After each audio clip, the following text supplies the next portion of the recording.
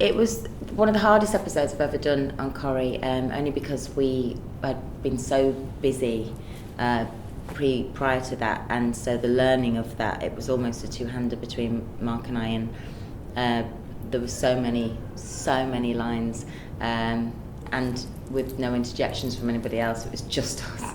So, you just saw him stop speaking, it's my turn. And I go on for about an hour. So it's the learning of that, and the learning is always the hard bit and the least enjoyable. The playing of it is beautiful, and that's what I really, really love. Apart from when it's not in your head properly, which is a problem. So, we did the best with the time that we had, and I wanted to do Mark proud, obviously, because it was his coming out storyline. Not coming out storyline, that sounds like something completely altogether different.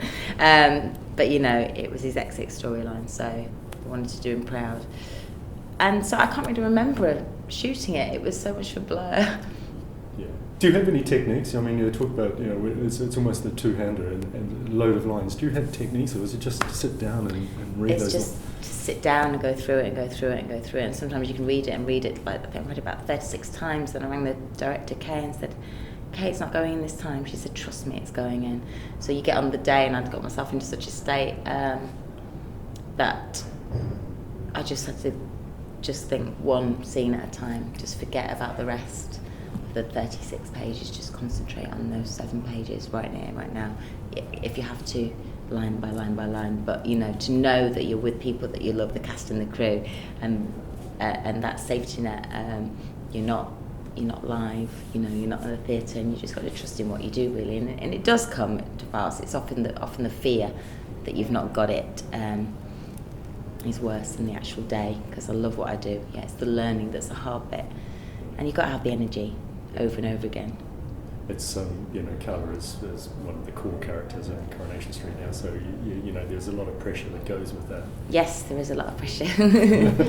But each day as it comes, I love it. I'm very honoured to play her. She's an ace part to play.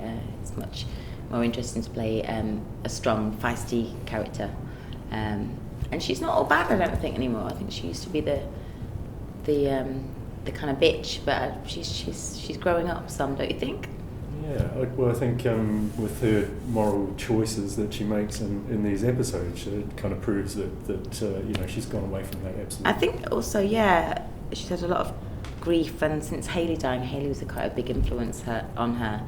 And since Hayley passed away, I think she tries to think about things a little bit more. And she's got lots of grown-up friends like Ken and Roy.